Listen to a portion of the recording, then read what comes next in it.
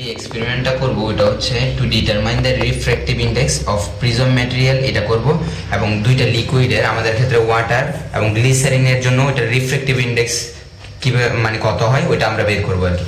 ওটার জন্য আমার যেই প্রথমে আমি যে কাজগুলো করব, প্রথমে আমার যেটা বের করা লাগবে ওটা হচ্ছে এই যে এটা হচ্ছে রিফ্র্যাক্টিভ ইন্ডেক্স ফর প্রিজম।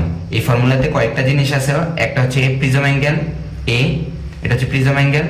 এই আলফাটা আমরা এখানে এক্সপ্লেন করবো আলফাটা কি, তার মানে এর মান লাগবে, আলফার মান লাগবে, আর এর মাধ্যমে আমি প্রিজমের রিফ্র্যাক্টিভ ইন্ডেক্সটা বের করতে পারবো। এইবার আমি যখন এটা জেনে গেছি যে প্রিজমের রিফ্র্যাক্টিভ ইন্ডেক্স কত, তখন আমি ওয়াটার অথবা গ্লিসারিনের রিফ্র্যাক্টিভ ইন্ডেক্স পাবো হচ্ছে এই ফর্মুলা দিয়ে। এইখানেও এর পরিচয় প্রিজম অ্যাঙ্গেল, আর এই মিউটা হচ্ছে রিফ্র্যাক্টিভ ইন্ডেক্স অফ প্রিজম। তার মানে এইখান থেকে আমি এটা বসাই দিব, দেন আলফাটা যদি আমি বুঝে যাই, এরপর এক্সপ্লেন করার পরে আলফাটা বের করে আমরা যখন আলফাটা এখানে বসাই দিব, ওইটার থ্রুতে আমি এই ওয়াটার অথবা গ্লিসারিনের যে রিফ্র্যাক্টিভ ইন্ডেক্স আছে ওইটা বের করে ফেলতে পারবো। এবার আমি আলফাটাতে আসি। আলফাটাতে যাওয়ার আগে আমার এইখানে একটু আসি ক্রিটিক্যাল অ্যাঙ্গেলটা নিয়ে। ক্রিটিক্যাল অ্যাঙ্গেলটা হচ্ছে যখন কোনো একটা লাইট একটা ডেন্সার মিডিয়াম থেকে রেয়ারের দিকে যাবে, তখন একটা অ্যাঙ্গেল আছে যে আস্তে আস্তে যদি আমি ইনসিডেন্ট অ্যাঙ্গেলটা বাড়াই, প্রথমে হচ্ছে রিফ্লেকশন হবে। রিফ্লেকশন যদি ইনসিডেন্ট অ্যাঙ্গেল অল্প থাকে তখন রিফ্লেকশন হবে। এরপরে একটা স্পেসিফিক ইনসিডেন্ট অ্যাঙ্গেল আছে যেটার জন্য আর কোনো রিফ্লেকশন হচ্ছে না, পুরোটাই এই গ্যাস তল গ্যাসে চলে যাবে আর কি। এর থেকে এই অ্যাঙ্গেলটাকেই বলি আমি ক্রিটিক্যাল অ্যাঙ্গেল। এর থেকে বড় কোনো অ্যাঙ্গেলে হলে আর কোনো লাইটই রিফ্লেকশন হবে না, পুরো লাইটটাই রিফ্লেকশন হবে। এই আইডিয়াটা আমাদের লাগবে। দেন আমি যদি এইখানে চলে আসি, এই যে এইখানে চলে আসলে এটা হচ্ছে উইদাউট লিকুইড আমার যেরকম ইয়াটা থাকবে আর কি, অ্যারেঞ্জমেন্টটা থাকবে, আমরা টেবিলগুলোতে গেলে ওইটা দেখতে পাবো, কিন্তু এই আইডিয়াটা লাগবে আলফাটা বোঝার জন্য। প্রথমে এইটা হচ্ছে আমার রাফ সারফেস, এটাতে আমি লাইট ফেলবো। লাইট ফেললে যেটা হবে, রাফ সারফেসের প্রতিটা পয়েন্ট এক একটা পয়েন্ট সোর্সের মতো করে অ্যাক্ট করবে। এটার মানে কি, মনে হবে এক একটা পয়েন্ট থেকে আমার লাইট ইমার্জ হচ্ছে আর কি। এখন এই পয়েন্ট সোর্স থেকে যেই লাইটগুলা ক্রিটিক্যাল অ্যাঙ্গেল থেকে কম অ্যাঙ্গেলে পড়বে, মানে যেই লাইটগুলার অ্যাঙ্গেল মানে incident angle theta I will be less than critical angle, তাদের ক্ষেত্রে কি হবে, রিফ্লেকশনও হবে। কারণ তাদের ক্ষেত্রে রিফ্লেকশন হবে, রিফ্লেকশন হবে, যার কারণে রিফ্লেক্টেড হয়ে যে লাইটটা আসবে তার ইন্টেন্সিটিটা কমে যাবে, কারণ কিছু পরিমাণে লাইট রিফ্লেক্টেড হয়ে গেছে। এটা হচ্ছে আমার এই যে ইএফ পথে যারা আসবে এদের অ্যাঙ্গেলটা, ইনসিডেন্ট অ্যাঙ্গেলটা হচ্ছে ক্রিটিক্যাল অ্যাঙ্গেল থেকে কম ছিল। এইবার এই সোর্স থেকেই এই সারফেসে যখন ক্রিটিক্যাল অ্যাঙ্গেল থেকে বেশি পরিমাণে পড়বে, ওরা টোটালি রিফ্লেক্টেড হবে, এবং ওইটার ইন্টেন্সিটিটা হবে খুবই বেশি, যাদের ইনসিডেন্ট অ্যাঙ্গেল হবে ক্রিটিক্যাল অ্যাঙ্গেল থেকে বেশি, মানে এই সারফেসের যে ইনসিডেন্ট অ্যাঙ্গেল ওটা ক্রিটিক্যাল থেকে বেশি, তখন ওরা পুরোপুরি রিফ্লেক্টেড হবে, তাইলে ওদের ইন্টেন্সিটিটা অনেকটাই হায়ার থাকবে আগেরটার তুলনায়। এইবার মাঝে মাঝে একটা পজিশন আছে, ওটা হচ্ছে যখন ইনসিডেন্ট অ্যাঙ্গেলটা ক্রিটিক্যালের সমান হয়ে যাবে, তখন কি হবে, ওইটার ইন্টেন্সিটিটা হবে যারা পুরোপুরি একদম রিফ্লেক্টেড হয়েছে তাদের তুলনায় একটু কম ইন্টেন্সিটিটা, কিন্তু যারা পার্শিয়ালি রিফ্লেক্টেড হয়েছে মানে কিছু পরিমাণে রিফ্লেক্টেড হয়েছে তাদের থেকে বেশি। এই যে মাঝামাঝির পজিশনটা যখন ইনসিডেন্ট অ্যাঙ্গেলটা ক্রিটিক্যালের সমান হয়ে যাবে, ওই যে লাইটগুলো আমি দেখবো ওইটাই হচ্ছে আমার ডিমার্কেশন লাইনের পজিশন। এখন এটা আমি কিরকম দেখবো, এই যে এটা যদি হয় অনেক ব্রাইট লাইট, এটা যে আমি কালো দিয়ে দেখাচ্ছি অনেক ব্রাইট লাইট, দেন এই রিজিয়নটা থাকবে যে এখানে হালকা হালকা ব্রাইট, আর এই রিজিয়নটা থাকবে পুরাই একদম অন্ধকার হয়ে গেছে, এরকম একটা ইয়া থাকবে। এই যে মাঝখানের পজিশনটা, এই রিজিয়নটারই আমি বলবো ডিমার্কেশন রিজিয়ন, এবং এটা কোনো ফিক্স লাইন হবে না, এটা জাস্ট বোঝাচ্ছে যে এই অঞ্চলটাতে যে এরিয়াগুলো আসছে তাদের ক্ষেত্রে ইনসিডেন্ট অ্যাঙ্গেলটা ক্রিটিক্যাল অ্যাঙ্গেলের সমান ছিল আর কি। এখন আমি যদি এখানে আসি, তার মানে এই যে এইটাতে আসি, এটাতেও সেম ধারণাটাই, জাস্ট এইখানে একটা গ্লাসের মধ্যে আমি একটা লিকুইড দিব, ওয়াটারের জন্য ওয়াটার দিব, আর গ্লিসারিনের ক্ষেত্রে গ্লিসারিন দিব।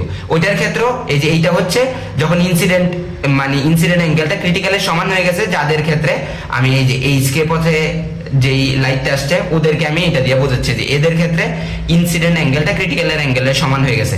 আর এরা কারা, এরা হচ্ছে যাদের ক্ষেত্রে ক্রিটিক্যাল অ্যাঙ্গেল থেকে কম হয়েছিল ইনসিডেন্ট এই অ্যাঙ্গেলটা, যার কারণে কিছু পরিমাণে লাইট রিফ্লেক্টেড হয়ে চলে গেছে, আর বাকি যে লাইটটা আসছে ওইটা রিফ্লেক্টেড হয়েছে, যার কারণে ওইটার ইন্টেন্সিটিটা একটু কম, কারণ কিছু পরিমাণে রিফ্লেক্টেড হয়ে চলে গেছে। আর এর থেকে বড় অ্যাঙ্গেলে যারা পড়বে তারা হচ্ছে টোটালি রিফ্লেক্টেড হবে, তাদের কারণে আমি অনেক ব্রাইট পাবো।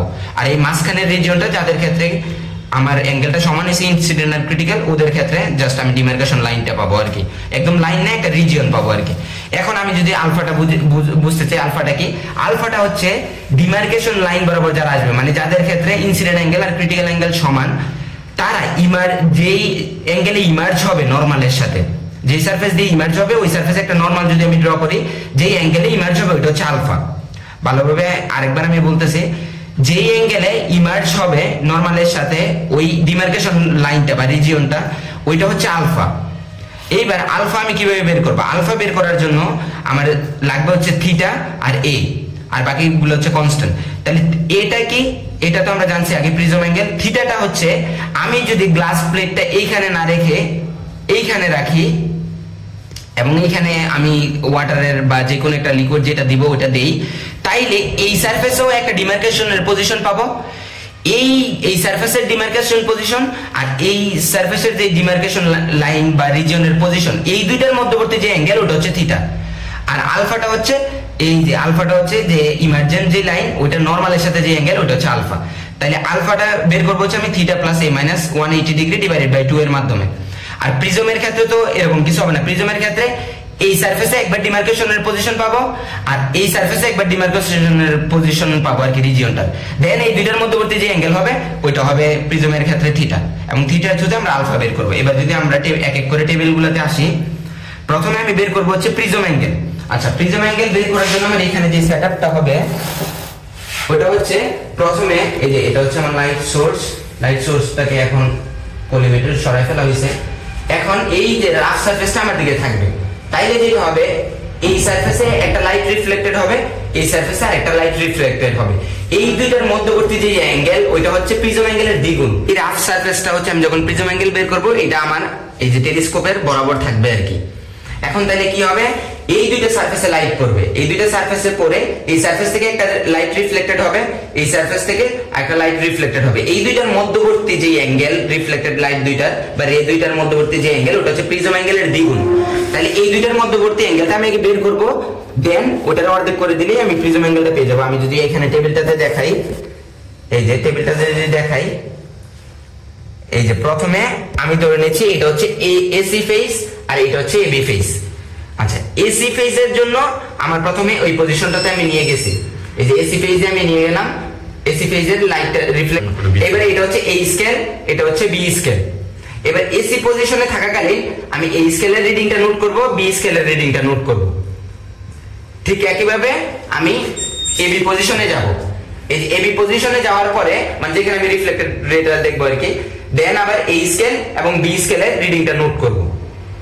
এইবার এই পজিশনের এই স্কেল থেকে আগে যখন এই পজিশনে ছিল তখন এই স্কেলের যে রিডিং, এই দুইটার মধ্যবর্তী ডিফারেন্সটাই হচ্ছে আমার 2a বা প্রিজম অ্যাঙ্গেলের দ্বিগুণ।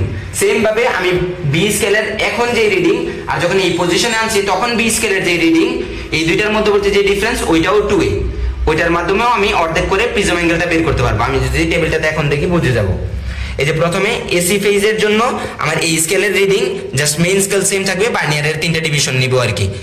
দেন এর মাধ্যমে আমি জাস্ট টোটাল রিডিংটা বের করছি। বি স্কেলের জন্য যখন এই পজিশনে আছে এসি ফেজটাকে আমি দেখতেছি তখন বি স্কেলের রিডিংটাও আমরা নোট করলাম। এরপরে যখন বিসি ফেজে নিয়ে যাব, বিসি ফেজে নিয়ে যাওয়ার সময় আবার সেম যে এই স্কেল ছিল তার রিডিংটা কত এটা নোট করছি, সেম বি স্কেলের জন্য রিডিং নোট করছি। দেন এই বিসি ফেজের এই স্কেলের রিডিং থেকে এসি ফেজের এই স্কেলের রিডিং এর যে ডিফারেন্স ওইটাই হচ্ছে আমার 2a, এই যে থিটা দিয়ে রিপ্রেজেন্ট করছে ওরা। দেন মিনটা বের করছে এন্ড এটাকে ডিভাইড করে দিলে 2 দিয়ে আমি পেয়ে যাব প্রিজম অ্যাঙ্গেল। এটা হচ্ছে আমার ফার্স্ট টেবিল, এই যে প্রিজম অ্যাঙ্গেলটা পেয়ে যাব। এরপরে সেকেন্ড টেবিলটা থেকে সেকেন্ড টেবিল থেকে আমার ডিমার্কেশন লাইনের যেই কনসেপ্টটা ওটা দিয়ে শুরু হবে আর কি। আমি আগের থিওরিতে যা বলে আসছি এখন সেকেন্ড টেবিলটাতে আমার রাখতে হবে এরকম ভাবে, রাফ সারফেসটা মোটামুটি একদম এইভাবে রাখলে লাইটের ইন্টেন্সিটি অনেক হাই লাগবে যে এই সারফেস হয়ে আসার জন্য। এই জন্য আমি একটু অ্যাঙ্গেলে রাখতে পারি, কিন্তু রাফ সারফেসটা অবশ্যই রাখতে হবে, নাহলে তো পয়েন্ট সোর্স হিসেবে এক করতে পারবে না ওই পয়েন্টগুলো স্মুথগুলোর জন্য। তাহলে রাফ সারফেসটা রাখার পরে একটু আমি অ্যাঙ্গেলে রাখলাম, রাখার পরে এবার আমি কোনো লিকুইড দেই নেই, লিকুইড ছাড়া প্রিজমের রিফ্লেকটিভ ইন্ডেক্স বের করার জন্য হবে আমার এই টেবিলটা। এই যে এই টেবিলটাতে যদি আমি ফোকাস করি, আমি কি করব, আমি প্রথমে এই সারফেসের জন্য ডিমার্কেশন রিজিয়নটা খুঁজে বের করব। ডিমার্কেশন রিজিয়নটাকে আমি আগে এক্সপ্লেন করছি, ওটা হবে একটা জায়গায় আমি ব্রাইট দেখবো অনেক বেশি, ওটা হচ্ছে যারা ক্রিটিক্যাল অ্যাঙ্গেলের থেকে বেশি অ্যাঙ্গেলে পড়ছিল। আর আরেকটা জায়গায় দেখবো হচ্ছে খুবই মানে ওই ব্রাইটের তুলনায় অনেকটাই আলো কমে আসছে, ওইটা হচ্ছে ক্রিটিক্যাল অ্যাঙ্গেলের তুলনায় যারা কম অ্যাঙ্গেলে পড়ছে। এইবার মাঝখানের যে রিজিয়নটা আছে, যেই লাইট গুলো হচ্ছে ক্রিটিক্যাল অ্যাঙ্গেলের সেম অ্যাঙ্গেলে ইনসিডেন্ট হয়েছিল, ওই রিজিয়নটাতে আমি রাখবো। রাখার পরে এটা হচ্ছে আমার এই স্কেল, এটা হচ্ছে বি স্কেল। ওইটাতে রাখাকালীন আমি এখানে যদি দেখি যে এটা আমি ধরে নিচ্ছি যে বিসি ফেজ আর এটা হচ্ছে এসি ফেজ। এবার বিসি ফেজের জন্য আমি দেখব হচ্ছে আমার এই স্কেলের রিডিংটা কত, এই যে স্কেলের রিডিংটা কত। সেম বিসি ফেজ যখন আমি দেখতেছি ডিমার্কেশন লাইন, তখন এই বি স্কেলের রিডিংটা কত এটাও দেখব। এটা হচ্ছে বিসি ফেজের জন্য এই স্কেল এবং বি স্কেলের রিডিং আমি দেখলাম। এরপরে আমার কাজ হবে বিসি ফেজটার জন্য আর না দেখা, এবার আমি দেখবো হচ্ছে এসি ফেজের জন্য এই পাশে ডিমার্কেশন লাইনটা কোথায় আছে। এই পাশেও একটা আমি ব্রাইট লাইট পাবো, আর একটা থাকবে হচ্ছে একদম ডার্ক, মাঝখানে একটা রিজিয়ন থাকবে। ওই পজিশনে আমি রেখে দেন আমার দেখতে হবে হচ্ছে যে মানে রিডিংটা কত, এই স্কেলের রিডিংটা কত, বি স্কেলের রিডিংটা কত। আমি যদি দেখাই, এই যে প্রথমে ছিল আমাদের একটা এসি ফেজের জন্য আমি স্কেলের রিডিং দেখছি এই যে এখানে, তারপরে বি স্কেলের রিডিং দেখছি, এটা হচ্ছে এসি ফেজের জন্য। তারপরে বিসি ফেজের জন্য এই স্কেলের এই যে এটা আমি বলতেছি বিসি ফেজ এইটা, আর এটা হচ্ছে এসি ফেজ। এখন বিসি ফেজের জন্য এই স্কেলের রিডিংটা কত, বি স্কেলের রিডিংটা কত, এটা আমি দেখে নিব। এইবার এসি ফেজের ডিমার্কেশন থেকে আমি থিটাটা এক্সপ্লেন করছি। থিটাটা ছিল এসি ফেজের ডিমার্কেশন যে পজিশন আর বিসি ফেজের যে ডিমার্কেশন পজিশন, এই দুইটার মধ্যবর্তী অ্যাঙ্গেল ছিল থিটা। তার মানে হচ্ছে আমি এসি ফেজে রাখাকালীন যে এই স্কেলের যে রিডিং থাকবে, তারপরে বিসি ফেজে আনার পরে স্কেলের যে রিডিং থাকবে, এই দুইটার মধ্যবর্তী ডিফারেন্সটাই হচ্ছে আমার থিটা। এখানে আমি যদি দেখতে পাই এই যে এসি ফেজের এই স্কেলের রিডিংটা হচ্ছে এই যে এটা, আর বিসি ফেজের এই স্কেলের রিডিংটা হচ্ছে এই যে এটা 60 পয়েন্ট সামথিং। দেন এই দুইটারে মাইনাস করলে আমি পাচ্ছি থিটা। সেম ভাবে আমি বি স্কেলের মাধ্যমে এই জিনিসটাই করব। এসি ফেজের বি স্কেলের রিডিংটা কত ছিল, আর এসি ফেজের জন্য এই বিসি ফেজের জন্য বি স্কেল রিডিংটা কত ছিল, এই দুইটা ডিফারেন্সটাই হচ্ছে আমার থিটা। এবার থিটা যদি আমি পেয়ে যাই এই ফর্মুলাটাতে বসাই দিয়ে, প্রিজম অ্যাঙ্গেল আগের টেবিলে পেয়ে গেছি আর থিটা এখন পাইলাম, এই ফর্মুলার মাধ্যমে আমি আলফাটা পেয়ে যাব। এবার আলফা পেয়ে গেলে আমি এখানে প্রিজম অ্যাঙ্গেল আলফা যদি বসাই দেই, তাহলে এই ফর্মুলাটার মাধ্যমে প্রিজমের রিফ্লেকটিভ ইনডেক্স বের করে ফেলতে পারবো। ওইটাই এখানে বের করছে রিফ্লেকটিভ ইনডেক্স অফ প্রিজম। এটা হচ্ছে আমার সেকেন্ড টেবিল। এবার থার্ড আর ফোর্থতে হচ্ছে আমি লিকুইড দেবো। আমার একটা গ্লাস প্লেট লাগবে, আর এইখানে হচ্ছে আমি প্রথমে এই সারফেসটাতে লিকুইড রাখলাম। হ্যাঁ, তাইলে আমার ডিমার্কেশন রিজিয়নটা পাবো হচ্ছে আমি এই যে আচ্ছা, এখন এই সারফেসে যখন আমি গ্লাস প্লেটটা রাখবো, তখন আমি ডিমার্কেশন রিজিয়নটা পাবো এইখানে, কারণ ওই পাশে আর কোনো লাইট রিফ্লেক্টেড মানে ওই সারফেস হয়ে লাইট পাওয়ার আমার কোনো সম্ভাবনা নাই। এখানে আমি ইয়ে দিয়ে দিছি, গ্লাস দিয়ে দিছি। এখন এইখানে যখন আমি ডিমার্কেশন লাইন পাবো, এটাকে আমি বলতেছি যে এই সারফেসে এসি মানে এসি সারফেসটাতে আমি গ্লাস রাখছি, এটা আমি বলতেছি যে আমার জন্য এসি সারফেস এটাকে ধরতেছি। এটাতে গ্লাস রাখাকালীন এইবার এই সারফেসে যদি আমি ডিমার্কেশন পজিশনটা বের করবো, ওই যে সেম ভাবে আগের টেবিলের মতো করে পজিশনটা বের করার পরে এই স্কেলের রিডিংটা আমি নোট করব, আর বি স্কেলের রিডিং নোট করব কখন, যখন এসি সারফেসে আমি গ্লাস প্লেটটা রাখছি। এরপরে আমার কাজটা হবে জাস্ট আমি তখন এটাকে শিফট করে বিসি সারফেসে এবার গ্লাস প্লেটটা রাখবো। রাখার পরে এই পজিশনে গিয়ে আমি ডিমার্কেশন পজিশনটাকে খুঁজে পাবো বা রিজিয়নটাকে খুঁজে পাবো। এইটা খুঁজে পাওয়ার পরে এইবার এই স্কেলের রিডিং দেখতে হবে, বি স্কেলের রিডিং দেখতে হবে। দেন আমার কাজ হচ্ছে এই দুটার মধ্যবর্তী ডিফারেন্সটাই হচ্ছে থিটা। একবার যখন এই পজিশনে ছিলাম, যখন গ্লাসটা ছিল এই পাশে, তখন যে রিডিংটা পাবো, আর যখন গ্লাসটা এই পাশে এবং ওই পজিশনে গিয়ে ডিমার্কেশন রিজিয়নের যে রিডিংটা পাবো, এই দুইটার ডিফারেন্সটাই হচ্ছে থিটা। এবার যদি আমি টেবিল 3 এবং 4টার দিকে তাকাই, তাহলে বুঝে যাবো। টেবিল 3 এ প্রথমে হচ্ছে ফেজ বিসি এর জন্য, ফেজ বিসি তে আমি ধরে নিচ্ছি ফেজ যখন এসি তে আমি লাগাইছি, তখন বিসি তে আমি ডিমার্কেশন পজিশন পাবো। তখন বিসি এর ডিমার্কেশন পজিশন যখন পাচ্ছি, তখন এই স্কেলের রিডিংটা কত, বি স্কেলের রিডিংটা কত, এটা আমি নোট করছি। এটা হচ্ছে বিসি দিয়ে যখন আমি ডিমার্কেশন রিজিয়নটা পাইছি, এসি তে গ্লাস লাগাইছি।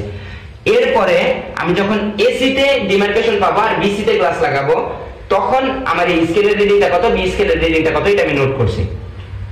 এরপরে জাস্ট এসি বিসি তে যখন আমি ডিমার্কেশন পাচ্ছি আর এসি তে যখন ডিমার্কেশন পাচ্ছি, এই দুটার মধ্যবর্তী যে ডিফারেন্স, এই স্কেল থেকে এই স্কেলের যে ডিফারেন্স, ওটাই হচ্ছে আমার থিটা। এটা আমি আগেও এক্সপ্লেন করছি।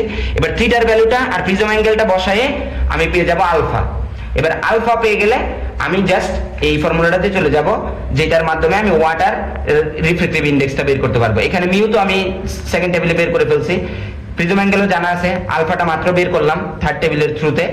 এগুলা বসাই দিলে আমি ওয়াটারের রিফ্র্যাক্টিভ ইনডেক্স পেয়ে যাব। এখন আমার কাজ হচ্ছে গ্লিসারিনের ক্ষেত্রে হুবহু সেম প্রসিডিউর, জাস্ট এখানে ওয়াটারের জায়গায় আমি এখানে গ্লিসারিন দিয়ে জাস্ট করব আর কি, একদম হুবহু সেম প্রসিডিউর, এবং এটার মাধ্যমে আমরা প্রিজমের এবং ওয়াটারের এবং গ্লিসারিনের রিফ্র্যাক্টিভ ইনডেক্স বের করব।